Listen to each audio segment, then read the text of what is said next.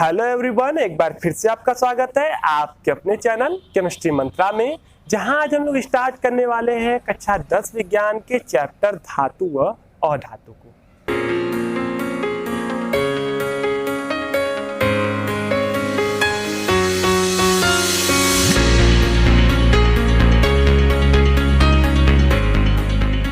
आइए सबसे पहले हम लोग धातु और अधातु के बारे में जान लेते हैं।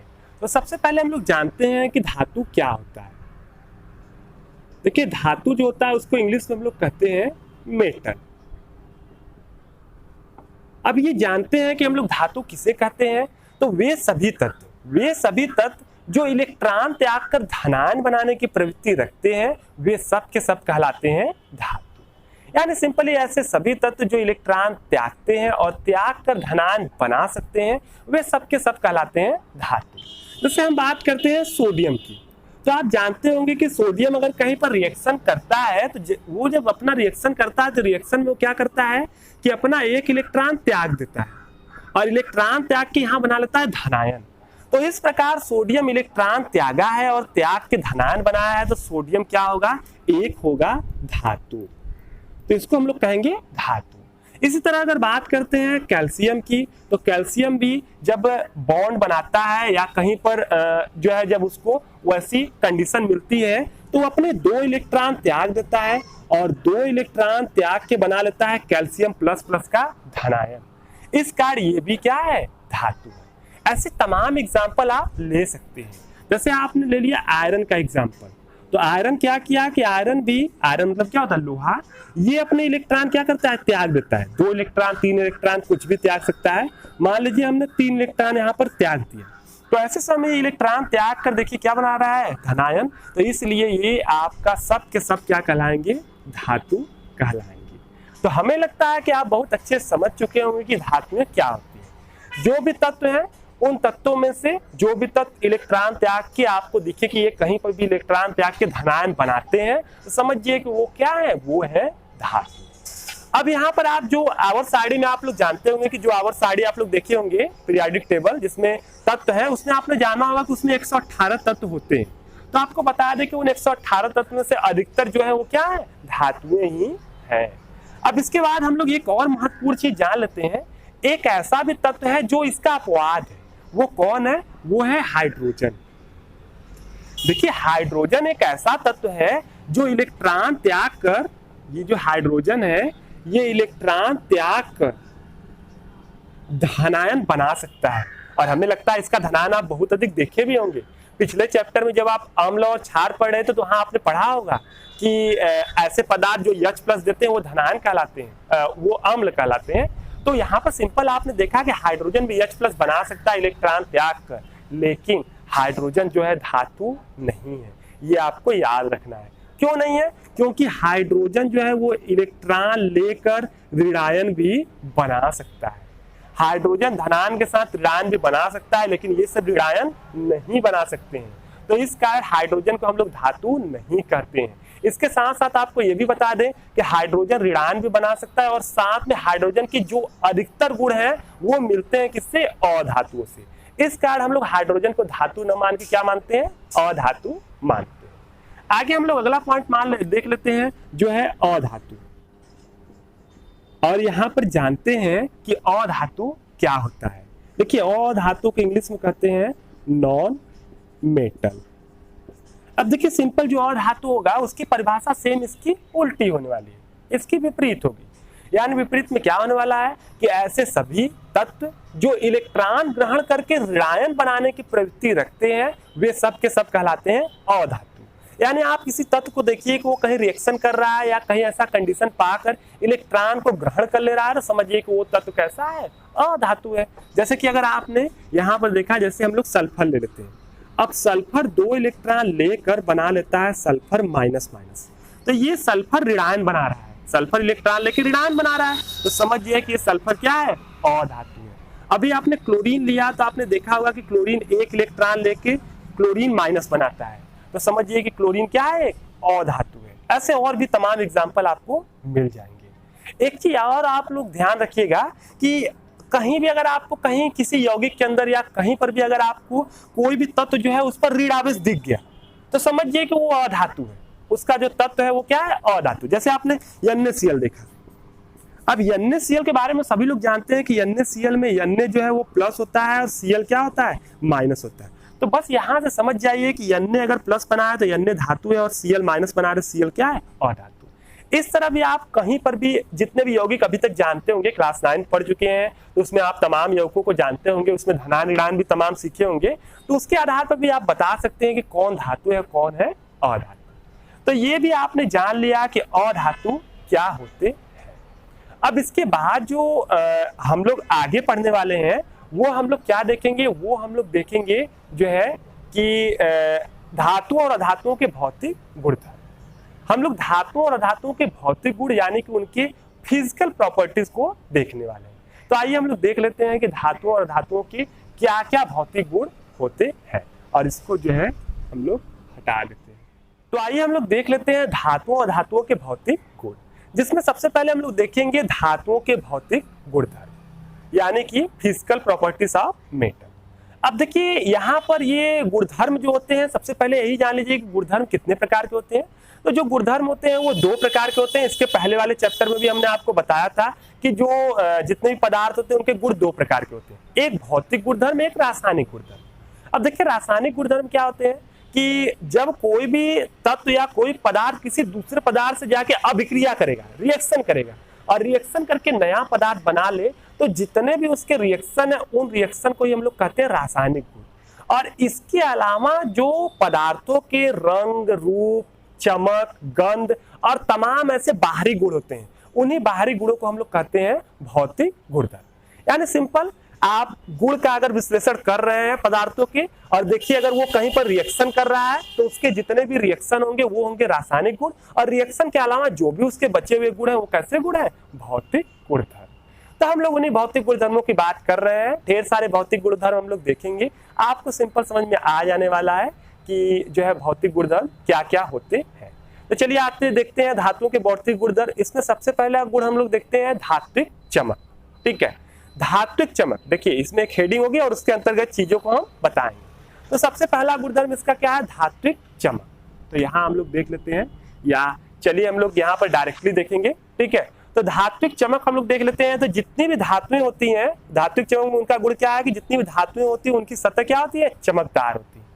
आप जो भी धातुएं देखेंगे उनकी सतहें क्या होंगी, चमकती रहेंगी। तो उनकी सतह क्या होती है, चमकदार होती है। ऐसा एक इसका रीजन भी है कि इसका रीजन जो उनके मुक्त इलेक्ट्रॉन है वो भी इसका बहुत हद तक रीजन है। देखिए धातुएं जो होती हैं उनका इलेक्ट्रॉन क्या होता है, वो त्याग देती हैं, तो उन इलेक्ट्रॉनों के कारण भी उनके ऊपर चमक आ जाती है। तो धातुओं की सतह कैसी होती है, चमकदार होती है। उसका क्या है, पहला भौतिक गुणधर्म है। इसी कारण आप देखते होंगे कि बहुत सारी धातुएं बहुत चमकदार होती हैं, जैसे सोना चांदी आपने देखा होगा। इसी कारण उनका प्रयोग आभूषण के रूप में करते हैं, इसी गुण के कारण। दूसरा भौतिक गुण हम लोग देख लेते हैं। तो दूसरा भौतिक गुण है आघात वर्धनीयता।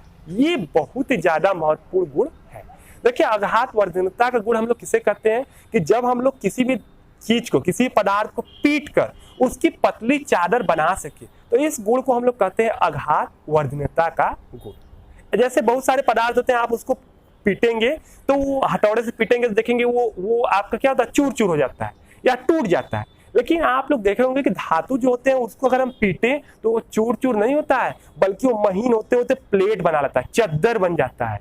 तो ये जो चद्दर बनने का गुण है पीटने के बाद, यही कहलाता है आघात वर्धनीयता का गुण। और ये पाया जाता है जो है धातुओं के अंदर, ये धातुओं के अंदर ही पाया जाता है।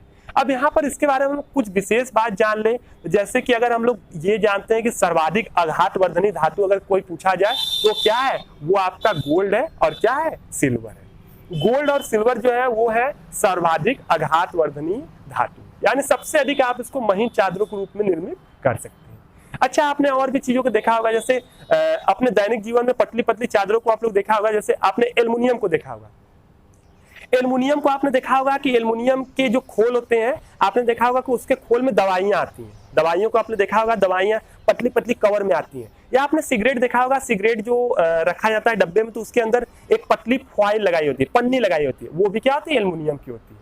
तो ऐसे बहुत सारे धातुओं के आघात वर्धनी गुण के कारण हम लोग उसका बहुत अच्छे से बहुत सारा यूज करते हैं।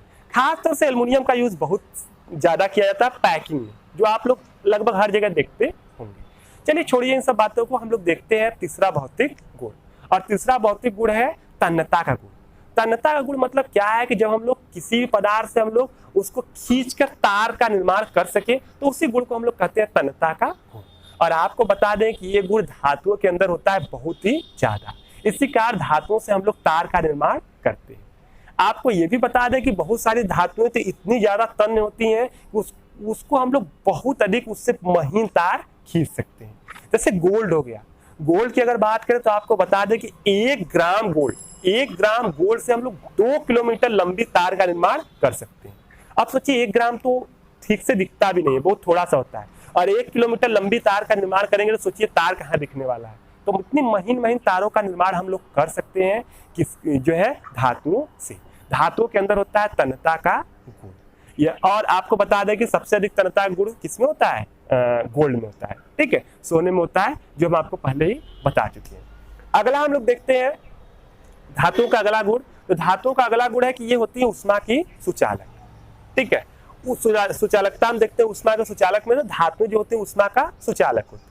सुचालक होने का मतलब कि अगर धातु जो होंगे अगर उसके एक सिरे को हम लोग गर्म करेंगे तो दूसरा सिरा अपने आप गर्म हो जाएगा, ठीक है। जैसे आपने लोहा लिया, ठीक है, अच्छा आप लोग देखते होंगे दैनिक जीवन में, आप लोहे की एक छड़ ले लीजिए, उसको आग में डाल लीजिए एक किनारा, देखेंगे इधर भी जलने लगेगा।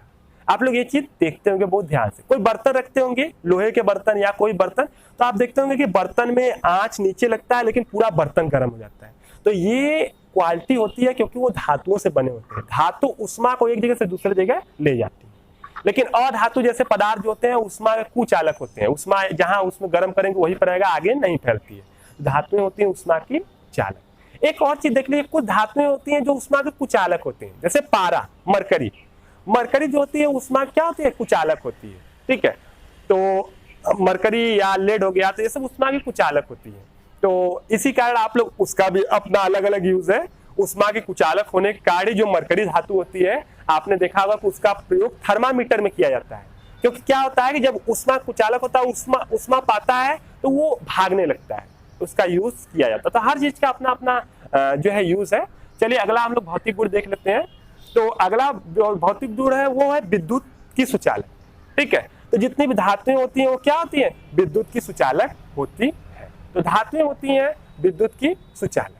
अब देखिए धातुएं विद्युत की सुचालक का मतलब ये क्या होता है कि अगर धातु के एक किनारे पर हम लोग विद्युत करंट जो है क्या करें? स्पर्श कराएं, तो करंट उसके दूसरे किनारे पर जाने लगता है। यानी धातु के अंदर से करंट एक जगह से होकर दूसरे जगह जा सकता है। और इसी कारण जो धातुएं होती हैं वो क्या होती हैं? उनको कहा जाता है विद्युत का सुचालक। और आपको बता दें कि जो भी धातुएं होती हैं, मतलब जितनी भी धातुएं होती हैं, इसी गुण के कारण हम लोग क्या करते हैं कि उसके घरों में जो है कि उससे इलेक्ट्रिक को लाते हैं, या इलेक्ट्रिक को फ्लो कराने के लिए हम लोग धातुओं के तारों का यूज करते हैं। आपके घरों में जो बल्ब बन रहा है, जल रहा है, या जो पंखे चल रहे हैं, या कोई भी इलेक्ट्रिक का सामान चल रहा है, तो उसका कारण है कि धातुओं के सुचालक होने का गुण। धातुओं से ही करंट आता है तभी आप कुछ चला पाते हैं, नहीं तो आज तो जिंदगी एकदम क्या हो जाती है? नीरस हो जाती है। तो सिंपली ये आप लोग जान ले। अब देख लेते हैं कि सबसे अधिक सुचालक धातु कौन है, ठीक है, और उनका क्रम क्या है। तो आपको बता दें कि सबसे अधिक जनरली जो सुचालक धातु होती है वो आपका होता है सिल्वर, और उसके बाद दूसरे नंबर पर कॉपर, और तीसरे नंबर पर होता है एल्युमिनियम। सिल्वर तो काफी महंगा होता है, लेकिन कॉपर और एल्युमिनियम सस्ते होते हैं। इन्हीं कारण हम सबसे अधिक जो है अपने घरों में प्रयोग इन्हीं का करते हैं। आपने देखा होगा कि घरों में जो तार होगा या तो एल्युमिनियम का होगा या तो किसका होगा? कॉपर का होगा। क्यों? क्योंकि इनमें सुचालक गुण होता है बहुत ही ज्यादा। चलिए आगे चलते हैं हम लोग, और अगले हम लोग भौतिक गुण की ओर, ठीक है। और अगला भौतिक गुण देख लेते हैं। अगला भौतिक गुण है कठोरता। कठोरता का ये अर्थ है कि धातुएं जितनी भी होती हैं वो सामान्यतः क्या होती है? कठोर होती है, बहुत ही ज्यादा क्या होती है? कठोर होती है। लेकिन इनके कुछ अपवाद भी हैं, जैसे कि सोडियम और पोटेशियम ले लें, तो सोडियम पोटेशियम धातुएं जो होती है वो कठोर न होकर मुलायम होती है, और इतनी मुलायम होती हैं कि अगर आप उसको चाकू से भी काटेंगे तो ये चाकू से भी क्या होती हैं? कट जाती हैं। बिल्कुल पनीर की तरह आप इसको काट सकते हैं।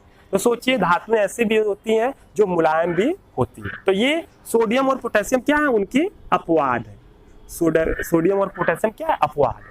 इसके साथ साथ एक ऐसा भी धातु है जो तो कठोर छोड़िए, वो ठोस अवस्था में पाया ही नहीं जाता, सामान्य परिस्थिति में वो लिक्विड अवस्था में पाया जाता है। तो वो भी अपवाद है, लिक्विड अवस्था में पाया जाएगा तो कठोर तो होने का सवाल ही नहीं होता है, लिक्विड यानी द्रव अवस्था में। तो वो धातु है Hg, मरकरी, इसका नाम मरकरी है और इसको आप लोग पारा कहते हैं। तो पारा लिक्विड अवस्था में पाया जाता है। ये एक ऐसा धातु है जो सामान्य कंडीशन में लिक्विड अवस्था में पाया जाता है। इसके बाद हम लोग देखते हैं अगला भौतिक गुण। तो अगला भौतिक गुण जो है वह है ध्वनिक गुण, वह है ध्वनिक यानी कि सोनोरस। तो धातुएं जो होती है वो सामान्यतः क्या होती है, ध्वनिक होती है। अब ध्वनिक क्या होता है, ध्वनिक का मतलब ये होता है कि जब आप इनको पीटेंगे तो पीटने पर इनमें एक विशेष प्रकार की धात्विक ध्वनि निकलती है, उसी को हम लोग ध्वनिक गुण कहते हैं। इसका एग्जाम्पल आप लोग देखेंगे, इसी एग्जाम्पल क्या, इसके गुण देख लीजिए, मतलब इसके उपयोग देख लीजिए। इस ध्वनिक गुण के कार्य हम लोग धातुओं से बनाते हैं घंटा, ठीक है, घंटा या साउंड करने वाली चीजों को बनाते हैं। आप लोग देखते होंगे कि जो घंटियां होती हैं वो किससे होती है, मिश्र धातुओं से बनी होती है। या सामान्यतः आप लोग देखे होंगे कि धातु का हम लोग एक प्लेट भी लगा देते हैं तो उसको पीटने पर घंटे जैसी साउंड होती है। तो ये धातुओं के ध्वनिक गुण के कारण ही जब आप धातुओं को पीटते हैं तो उसमें से आवाज आती है। तो किसी चीज को पीटने के बाद उसमें से निकलने वाली आवाज को ही हम लोग कहते हैं ध्वनिक गुण।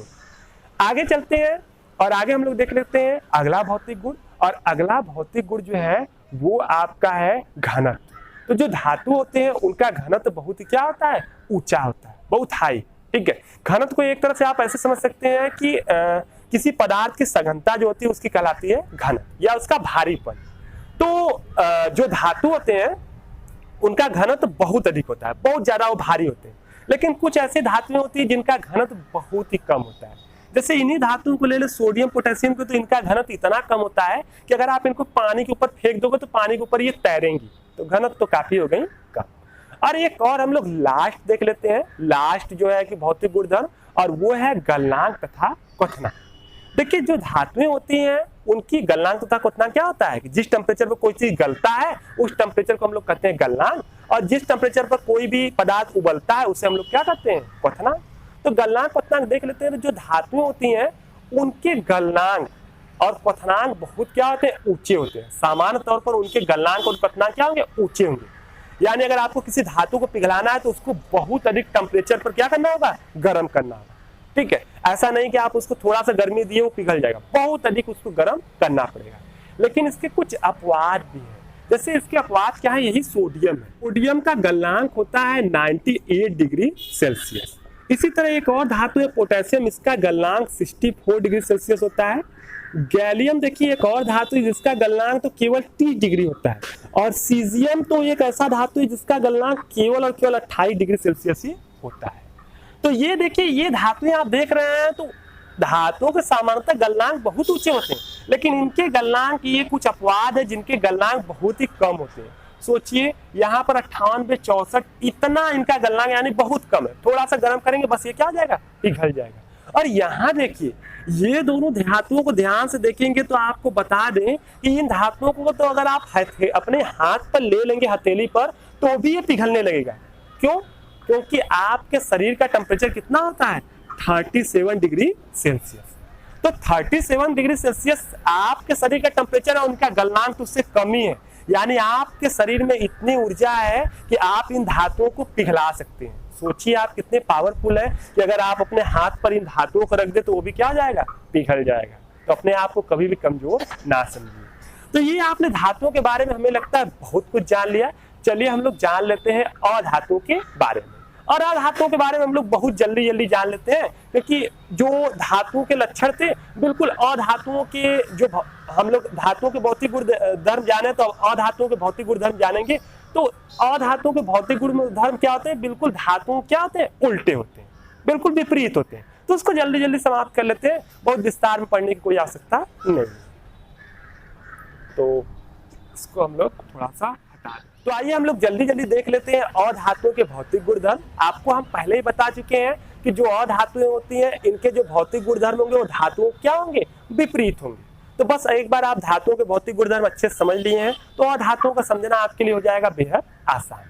तो आइए देखते हैं, सबसे पहले हम लोग बात करते हैं सतह पर चमक होने वाली बात। तो आपको बता दें कि अधातुओं की जो सतह होती है वो चमकदार नहीं होती है, बल्कि वो क्या होती है, मलिन होती है। धातुओं की सतह कैसी होती है, चमकदार, लेकिन अधातुओं की सतह चमकदार नहीं होती है। लेकिन इसका एक अपवाद है आयोडीन। आपको बता दें कि आयोडीन अधातु होते हुए भी जो है उसकी सतह जो होती है क्या होती है, चमकदार होती है। कहीं आप आयोडीन का टुकड़ा लेंगे तो उसका सतह क्या होगा, चमकेगा। तो वो हो गया उसका अपवाद। दूसरा हम लोग तन्यता का गुण देख लेते हैं। तो अधातुएं जो होती है वो तन नहीं होती हैं। तन नहीं होने का मतलब कि आप इसका तार नहीं खींच सकते हैं। तीसरा हम लोग गुण देख लेते हैं अघात वर्धनीयता का गुण। तो आपको बता दें कि अधातुएं अघात वर्धनीय नहीं होती हैं। यानी अगर आप अधातुओं को हथौड़े से पीटेंगे तो उसका चादर नहीं बनेगा, बल्कि अधातुएं क्या होंगी, कई भागों में टूट जाएंगी। यानी अधातुएं क्या होती हैं, भंगुर होती हैं, ये टूट जाती हैं। चौथा अगर हम लोग गुण देखते हैं ध्वनिक गुण, तो आपको बता दें अधातुएं ध्वनिक नहीं होती हैं। अगर आप इसको पीटेंगे तो यहाँ पर जो है कि ये अधातुएं जो है वो साउंड नहीं करेंगी, यानी उसमें से विशेष प्रकार की जो ध्वनि है वो निकलने वाली नहीं है। अगर हम इसके बाद का अगला अगर भौतिक गुण धर्म की बात करते हैं तो उष्मा के चालकता की बात करते हैं। तो आपको बता दें धातुएं जो होती हैं वो उष्मा की कुचालक होती हैं, यानी इसमें आप उष्मा को प्रवाहित नहीं कर सकते। कोई अधातु लेंगे, एक तरफ गर्म करेंगे, अगर कोई अधातु ऐसे ले लिए आप एक तरफ गर्म करेंगे तो यहाँ जो गर्म करने पर जो उष्मा है वो आगे नहीं बढ़ेगा, वो यहीं पर रह जाएगा। यानी ये क्या होती है, उष्मा की होती है कुचालक। अगला भौतिक गुण धर्म देखते हैं हम लोग विद्युत की चालकता की बात करते हैं। तो आपको बता दें धातुएं विद्युत की भी होती है कुचालक, यानी अधातुएं जो होती हैं वो विद्युत की भी क्या होती है, कुचालक होती हैं। यानी अधातुओं में आप क्या कर सकते हैं कि अधातुओं में अगर विद्युत धारा प्रवाहित करेंगे तो उसमें विद्युत धारा प्रवाहित नहीं होगी। उसमें अगर विद्युत यहाँ करंट फ्लो कराएंगे तो यहाँ से करंट कहीं और सिरे पर नहीं जाने वाला है। लेकिन इसका एक अपवाद है, और वो अपवाद क्या है, ग्रेफाइट। ग्रेफाइट किससे बना होता है, कार्बन से। कार्बन एक तत्व है और इसका अपरूप है ग्रेफाइट। और आपको बता दें ग्रेफाइट जो होता है ये होता है विद्युत का चालक। यानी अगर आप ग्रेफाइट में विद्युत धारा प्रवाहित करेंगे तो उसमें विद्युत धारा बड़े आसानी से प्रवाहित हो जाता है। अगर आपको ग्रेफाइट देखना है तो आप जो पेंसिल जिससे लिखते हैं उसकी जो लीड होती है आपको बता दें वो ग्रेफाइट की होती है। यानी अगर आप अपने पेंसिल के लीड से अगर आप विद्युत को छुएंगे तो आपको करंट के झटके लग सकते हैं, तो आगे से आप हो जाइए सावधान। तो ग्रेफाइट जो होता है ये विद्युत का होता है आपका सुचालक, इसीलिए इसका प्रयोग और जगहों जैसे बैटरियां आप लोग देखेंगे, स्विच सेल जो होता है जो आप टार्च में लगाते हैं तो उसमें देखेंगे बीच में एक लीड लगी होती है, वो लीड किसकी होती है, ग्रेफाइट का। और ग्रेफाइट के लगाने का केवल यही वजह है कि वो होता है विद्युत का सुचालक। अगला हम लोग भौतिक गुण देख लेते हैं, भौतिक गुण नेक्स्ट देख लेते हैं। तो जो अधातुएं होते हैं, जैसे धातुएं जो होती हैं वो जनरली जो मिलती है वो ठोस अवस्था में मिलती है। केवल एक धातु ऐसा है आपका पारा जो लिक्विड में मिलता है, नहीं तो सभी के सभी मिलती हैं ठोस अवस्था में। लेकिन जो अधातुएं हैं ये ठोस, द्रव और गैस इन तीनों अवस्थाओं में मिलती हैं। ठोस, द्रव और गैस इन तीनों अवस्थाओं में मिलती हैं। तो इनका अगला भौतिक गुणधर्म है कि ये तीनों अवस्थाओं में मिलती है। अच्छा, आपको ये बता दें कि कौन सा ऐसा अधातु है जो द्रव अवस्था में मिलता है। केवल एक ही ऐसा अधातु है जो द्रव अवस्था में मिलता है, और वो अधातु जो है वो आपका है ब्रोमीन। तो इसको भी याद रखिएगा, ये आपके लिए काफी महत्वपूर्ण हो सकता है। अब आगे हम लोग चलते हैं और अगले भौतिक गुणधर्म देखते हैं। तो अगला भौतिक गुणधर्म है घनत्व। तो हम लोग घनत्व देख लेते हैं। तो अधातु घनत्व जो होते हैं सामान्यतः होते हैं बहुत ही कम। धातु घनत्व अधिक होते थे और अधातु घनत्व सामान्यतः क्या होते हैं, कम। कुछ के तो घनत्व एकदम कम होते हैं। जैसे आपने देखा होगा कि अधिकतर अधातु में क्या है, गैस है, और आप जानते हैं कि गैसों के घनत्व क्या है, सबसे कम है। आगे हम लोग लास्ट देख लेते हैं भौतिक गुणधर्म, वो है गलनांक और क्वथनांक। तो आपको बता दें कि अधातुओं के गलनांक और क्वथनांक बहुत ही क्या होते हैं, कम होते हैं। धातु के होते थे बहुत ज्यादा और अधातुओं के होते हैं बहुत ही क्या होते हैं, कम। लेकिन इसके भी हो गए कुछ अपवाद। जैसे इसका अपवाद है कार्बन। कार्बन का एक और अपरूप है डायमंड, यानी कि हीरा। इसका एक अपरूप है क्या है, हीरा। और आपको बता दें कि ये हीरा जो होता है ये प्रकृति में मिलने वाला, प्रकृति द्वारा मिलने वाला ये बहुत ही ज्यादा कठोर पदार्थ है।